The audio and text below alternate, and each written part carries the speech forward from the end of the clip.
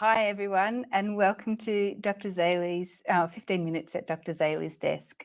I'm your host today, Dr. Zali, and today's topic is about jobs and careers. Who is this for? It is for people living with a facial disfigurement and their family members, or alternatively, it is for also professionals who would like to know about the lived experience of people living with facial disfigurement and facial art disfigurement, FED for short, or FD. Last week, we chatted about individuals living with facial disfigurement and love life. This week, we are going to be talking about jobs and careers. Now, sorry, I've got to roll over to this way because there's a comment up here. And Liz says, hi. Hello, Liz. How are you? Thank you very much for showing and coming today and wanting to learn a little bit more, or perhaps even sharing out your experiences and your stories. So let's get started, shall we? I just need to go up to banners. First question is, can I return to work? If you have just acquired your facial disfigurement, generally you can return to work. You know, is it tough? Yeah. Are there people that are going to, sometimes it's tough for us going back into the workforce. It doesn't matter whether or not you've got live with a facial disfigurement. Even if you've had a baby or if you've been on paternity leave, it is sometimes very difficult to get back into the swing of work, and especially if you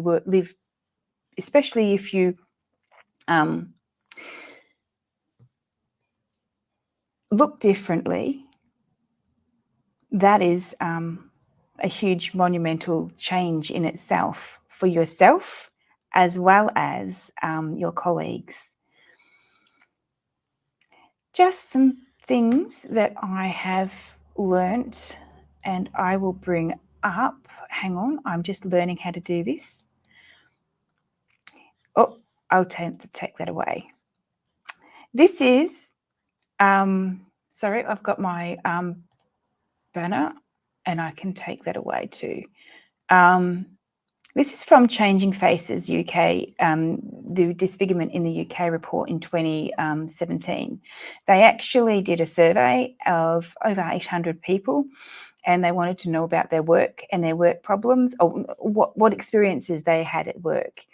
And as you can read, if you've had some of these experiences, you are not alone. A co-worker regularly singled me out and made comments and jokes about my skin. Obviously, clearly, this person had a skin condition, suggesting that I spent too much in the sun or that I must enjoy alcohol. It was rather distressing, and I left because of it. There is also a general assumption of stupidity, less important, not as good. My opinions, thoughts, and feelings aren't respected, and sometimes they aren't, because of their unknown bias towards us. No direct comments were made about my appearance. They don't have to be, do they, usually? They're implied or actually felt. In an interview, I was told the interview was cancelled with immediate effect because of my appearance. If they had known before, they wouldn't have even invited me for an interview. I spoke to my manager, but I was told it's okay and we find it funny, and laughed.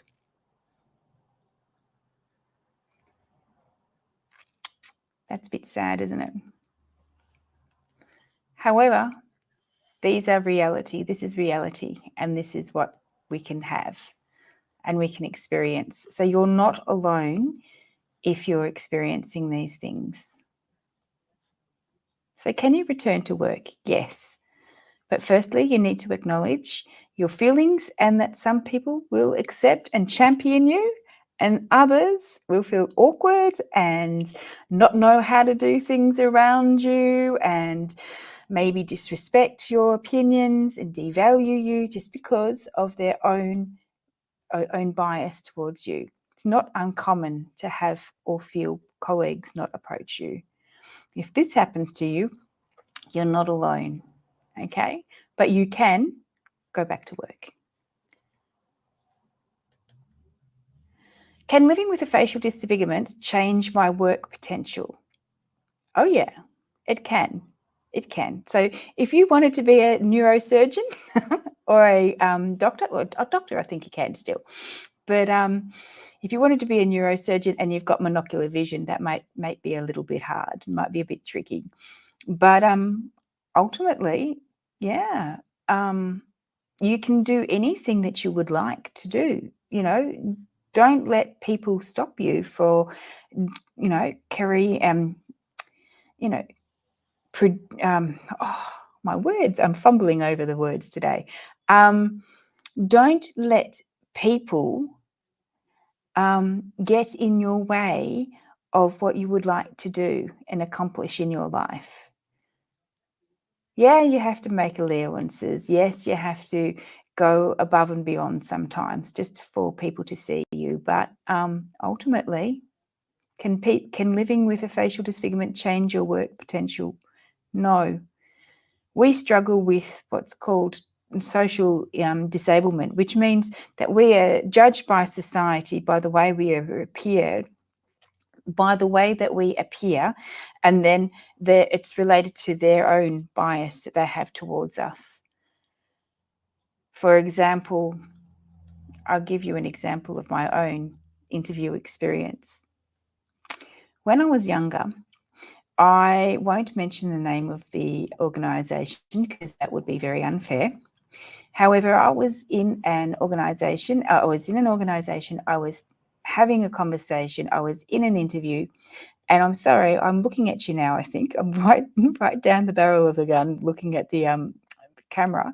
And I had two people interview me, and I'm sorry, I'm doing this because this is what they did. They just looked everywhere else around. They didn't even look at me. I think they looked at me once when they shook hands with me, and they didn't do it. They didn't look. And then they had a phone call and said, "You're second in line. If the person that we've hired doesn't actually work out, we'll get you." And I said, "Well, what happened?" And they weren't able to give me an answer. Personal experience.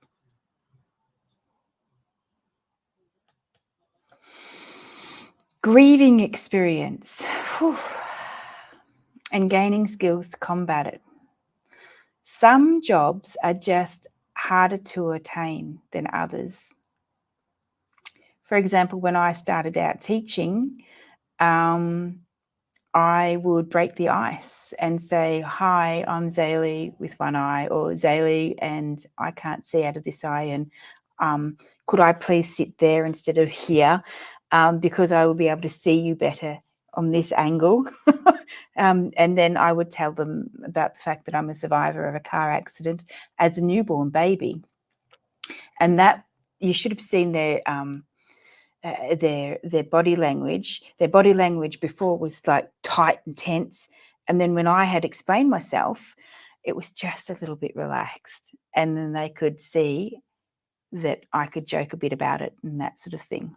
But that was where I was at, and that's where I am at. Yeah. So, I wanted at some point in my life as well to be a flight attendant or a travel agent. I went to a school and I asked the principal, or the principal, what would be the principal of the school, whether or not I was going to get a job. And the principal said off, you know, off record, he said, no, you won't be getting a job. And I said, is that because? And he said, because of the way that you appear. Our industry likes a certain look and you don't match up to that look, basically, was what I interpreted from that. Sorry, got a croaky voice. I don't know. Maybe a cuppa will be good.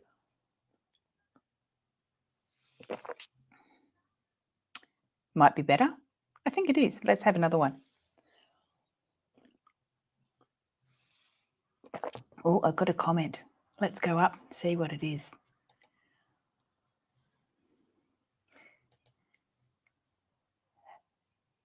Liz says that's sad. I'm not quite sure, Liz, what was sad about it. What were you actually thinking that was sad? My story, or I'm waiting for her to respond, if she's going to respond. She said the job interview. Yeah. And this is what people do. Did you realise that people living with a facial disfigurement are the less 5 times less likely to get a job, and the least likely, or least liked candidate. So it goes able-bodied people, disabled-bodied people, and then facially disfigured people. This is just the research.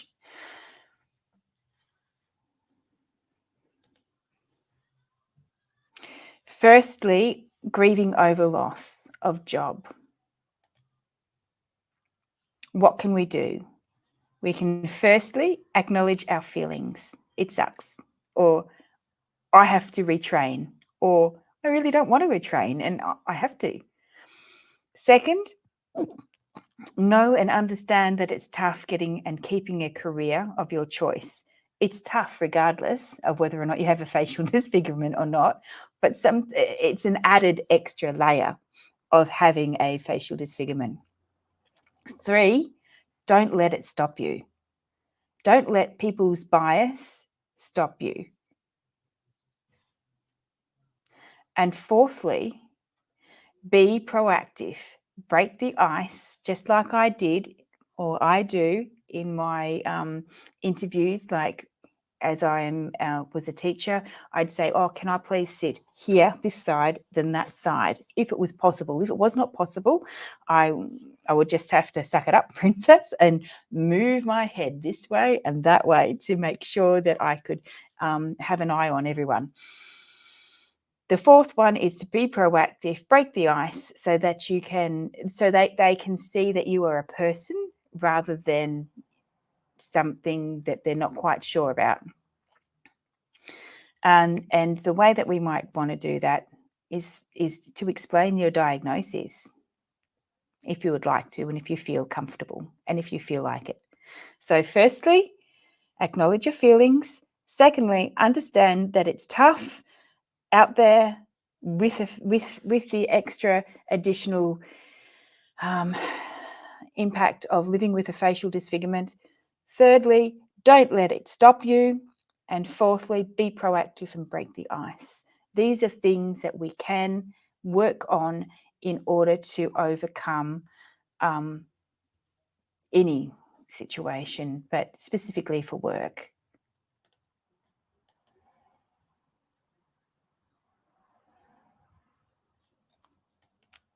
Lastly, remember that it's okay to be not okay. Okay, so that means that we acknowledge our feelings, we have allowed our time, we allow time for them to surface, because if we don't, they just get suppressed and then they come out in our body. And remember to practice some self-care. Train in the field that you are passionate in. It might take a few more years, may take less time. Exercise, support group. Where do you go to get help? You can visit our website and you can access our support free self-help guides, or you could connect with us. Next week, we're going to discuss parenting and what parenting is like and what parenting is. But as always, if this has triggered you, take a deep breath, do some box breathing, breathe in for 4, hold for 4, out for 4, wait for 4, and that will calm your brain enough for you to do that if you do it a few times. I'm signing off now. Same bat channel, same bat time next week, talking about all things parenting, living with facial disfigurement and parenting. Thank you.